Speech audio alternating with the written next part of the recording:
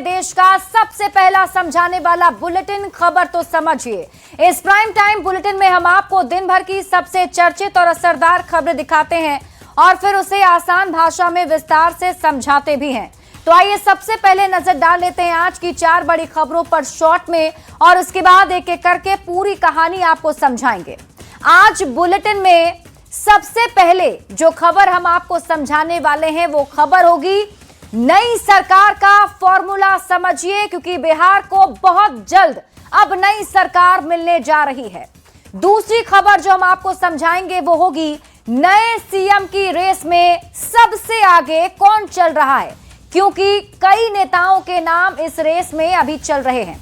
तीसरी खबर आपको बताएंगे जिस तरीके से साइबर स्वेलरी को अब आप समझिए, ये हम आपको समझाएंगे। और चौथी खबर होगी भीड़ को सजा देने का अधिकार किसने दिया, ये भी हम आपको बताएंगे। लेकिन शुरुआत कर लेते हैं सबसे पहले।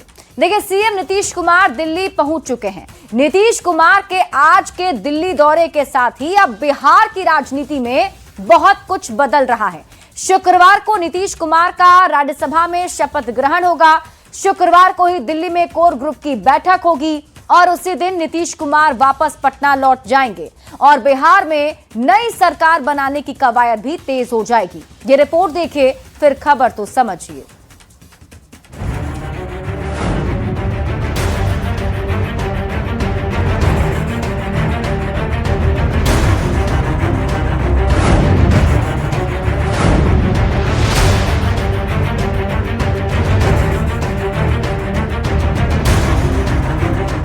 बिहार की राजनीति के लिए आज बेहद अहम दिन है। सीएम नीतीश कुमार दिल्ली पहुंच चुके हैं। नीतीश की ये दिल्ली यात्रा कोई सामान्य नहीं, बल्कि उनकी ये यात्रा बिहार की राजनीति के नए सफर की शुरुआत भी है।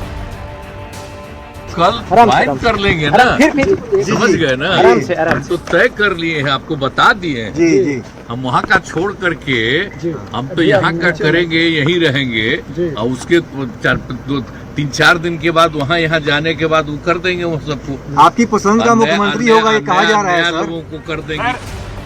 नीतीश कुमार शुक्रवार को दोपहर 12:15 बजे राज्यसभा की सदस्यता लेंगे। इसके साथ ही बिहार की राजनीति 20 साल बाद एक नई दिशा में घूम जाएगी। नीतीश कुमार के इसी दिल्ली दौरे में नई सरकार के गठन को लेकर भी मंथन होगा।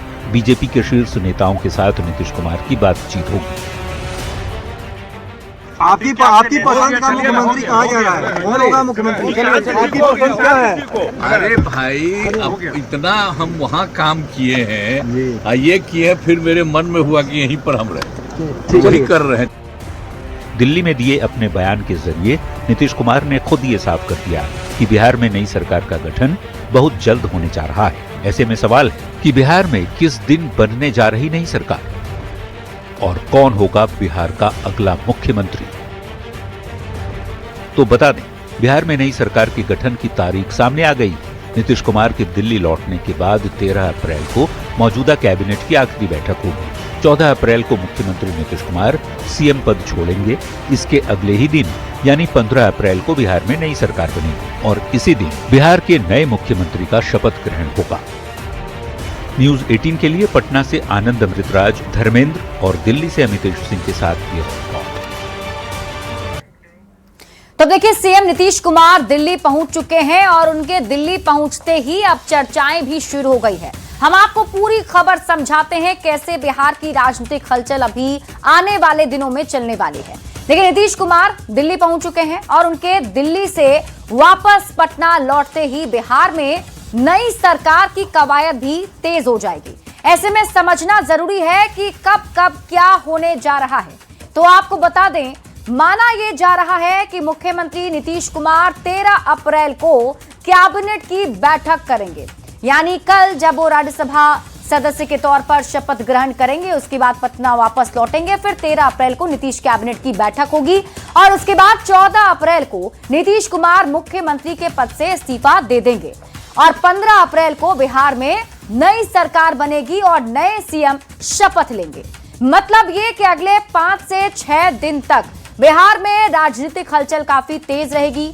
5-6 दिन में नई सरकार का गठन हो जाएगा और संभवतः 15 अप्रैल को बिहार को नया सीएम भी मिल जाएगा। अब आप खबर तो समझिए कैसा होगा बिना नीतीश सरकार का नया फॉर्मूला। तो आपको बता दें कि सूत्रों के हवाले से जो अब तक खबर मिल रही है उसके मुताबिक अगली सरकार का जो नया फॉर्मूला है वो कुछ इस प्रकार रहने वाला है। हम आपको ग्राफिक्स के जरिए समझाते हैं। इस बार बीजेपी से सीएम होगा और उसके साथ 14 या 15 मंत्री बीजेपी कोटे से हो सकते हैं, जबकि जेडीयू से एक डिप्टी सीएम होगा और 15 से 16 मंत्री शामिल हो सकते हैं मंत्रिमंडल में। और चिराग पासवान की पार्टी एलजेपीआरवी से इस बार भी 2 ही नेता मंत्री बन सकते हैं, जबकि इस सरकार की तरह ही मांझी की पार्टी हिंदुस्तानी अवाम मोर्चा को 1 मंत्री पद और उपेंद्र कुशवाहा की पार्टी राष्ट्रीय लोक मोर्चा को 1 मंत्री पद का पद जो है वो मिल सकता है, यानी कि कुल 36 मंत्री बन सकते हैं। अब फिलहाल मौजूदा सरकार में कुल 27 मंत्री हैं, जिसमें सीएम पद अभी जेडीयू के पास है, यानी नीतीश कुमार मुख्यमंत्री हैं और नीतीश कुमार के अलावा जेडीयू से 8 मंत्री हैं, जबकि बीजेपी कोटे से 2 डिप्टी सीएम हैं, सम्राट चौधरी, विजय सिन्हा। इसके साथ में नीतीश सरकार में बीजेपी कोटे से 12 मंत्री भी हैं। अभी चिराग पासवान की पार्टी से 2 मंत्री हैं, मांझी की पार्टी हम और उपेंद्र कुशवाहा की पार्टी आरएलएम को भी 1-1 मंत्री पद मिला हुआ है। तो ऐसे में अब जो नई सरकार का फॉर्मूला है उसके लिए भी अब सूत्रों के हवाले से जानकारी मिल रही है। बढ़ते आगे और बात अगली खबर की। नीतीश कुमार ने दिल्ली में दिए अपने बयान से यह साफ कर दिया है कि बहुत जल्दी 2-4 दिन में बिहार में नई सरकार बनने जा रही है। यह भी करीब करीब तय है कि अगला मुख्यमंत्री बीजेपी का होगा। ऐसे में बिहार बीजेपी के कई नेता मुख्यमंत्री की पद में दौड़ रहे हैं। अब किस किस नेता का नाम इस रेस में है हम आपको दिखाएं, उससे पहले आप रिपोर्ट देखिए फिर खबर तो समझिए। ये बात करीब करीब साफ हो चुकी है कि अगला मुख्यमंत्री बीजेपी का होगा। ऐसे में सवाल है कि आखिर कौन होगा बिहार का अगला मुख्यमंत्री। इस सवाल का जवाब तलाशने के लिए बिहार बीजेपी के बड़े नेता दिल्ली पहुंचने लगे हैं। दोनों डिप्टी सीएम सम्राट चौधरी और विजय सिन्हा दिल्ली पहुंच चुके हैं। 10 अप्रैल यानी शुक्रवार को दिल्ली में ही बिहार बीजेपी कोर ग्रुप की बैठक होगी। ये आज जो पूरी प्रक्रिया है, पूरी चीजें चल रही हैं, सब माननीय नीतीश कुमार जी के नेतृत्व में जो चीजें तय हो रही हैं उसके हिसाब से तय हो रहा है। अब सवाल उठ रहा है कि अगर बीजेपी का मुख्यमंत्री होगा तो ऐसे में सीएम की रेस में कौन कौन है। तो हम आपको बता रहे हैं, बीजेपी से बिहार के सीएम की रेस में फिलहाल दोनों डिप्टी सीएम सम्राट चौधरी और विजय सिन्हा शामिल हैं।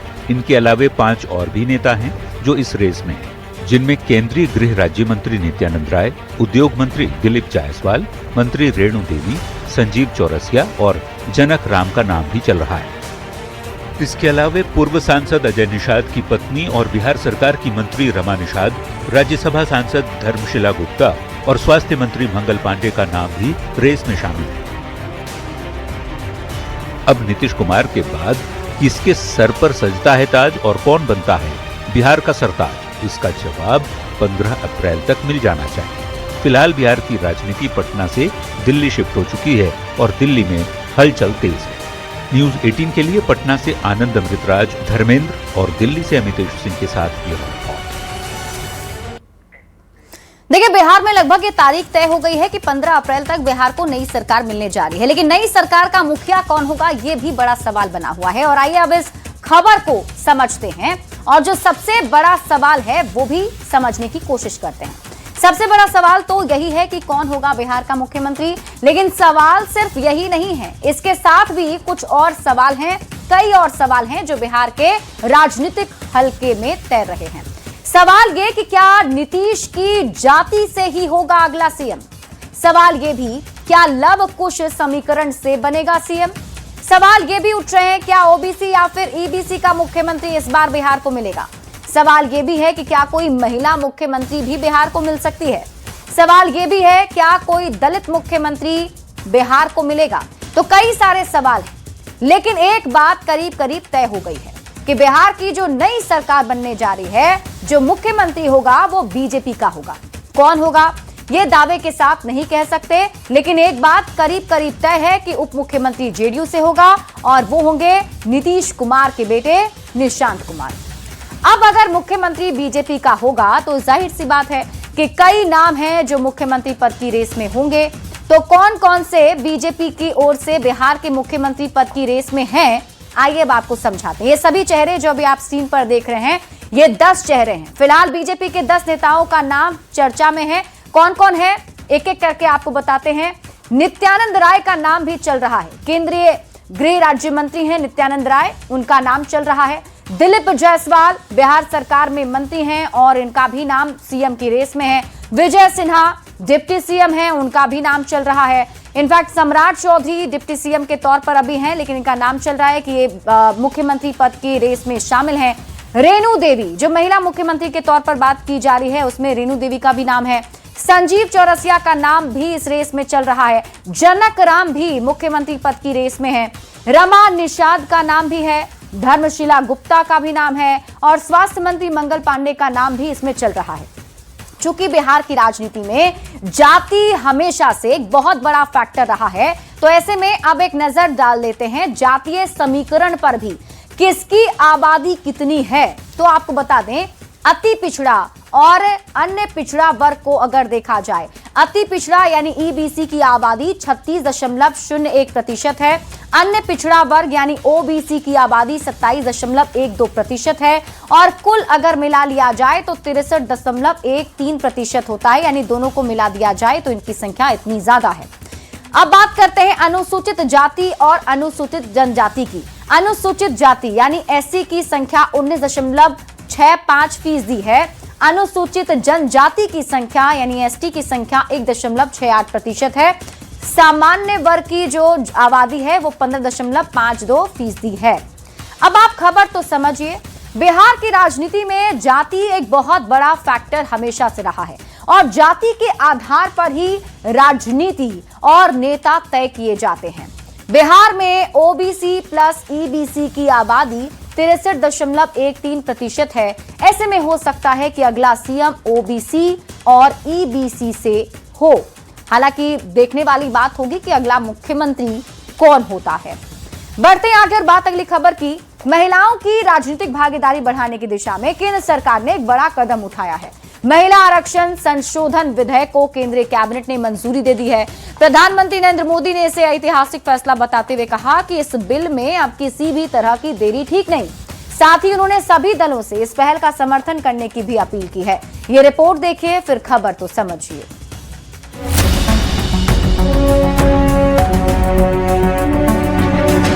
ये तस्वीर 2023 की है, जब नारी शक्ति वंदन अधिनियम संसद में पारित हुआ था और महिला सांसदों ने पीएम मोदी का स्वागत किया था। करीब 3 साल बाद सरकार इस कानून में संशोधन करने जा रही है। महिला आरक्षण संशोधन विधेयक को लेकर केंद्र सरकार ने बड़ा फैसला लिया है। केंद्रीय कैबिनेट से मंजूरी मिलने के बाद अब इस बिल को संसद में पेश किए जाने की तैयारी है।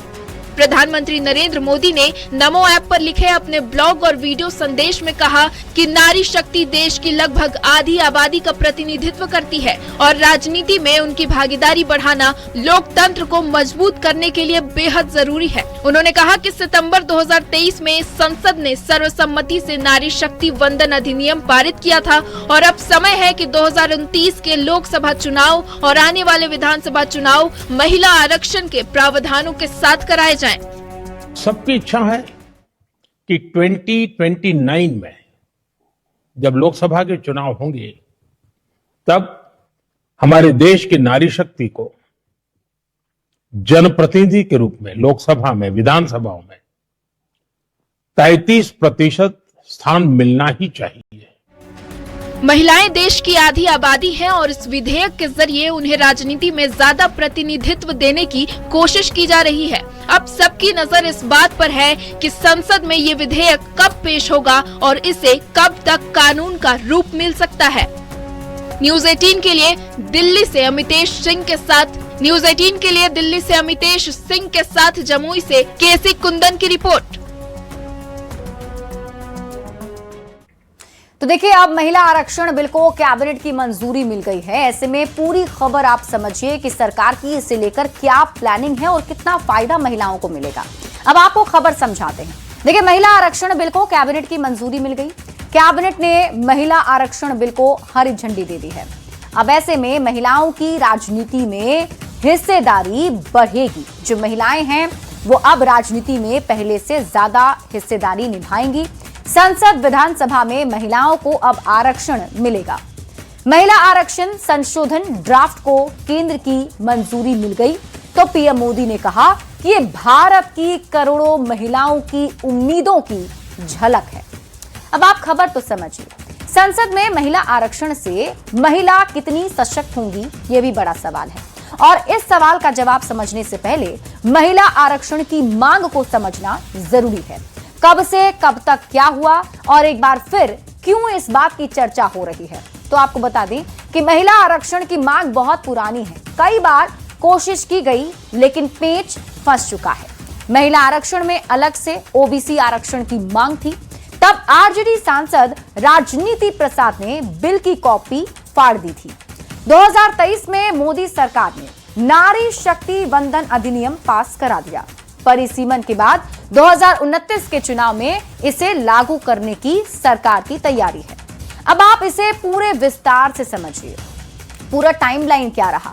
2023 में मोदी सरकार ने नारी शक्ति वंदन अधिनियम पास कराया, जिसे महिला आरक्षण विधेयक भी कहा जाता है। करीब 3 साल बाद यानी कि 2026 में महिला आरक्षण विधेयक में संशोधन की तैयारी है।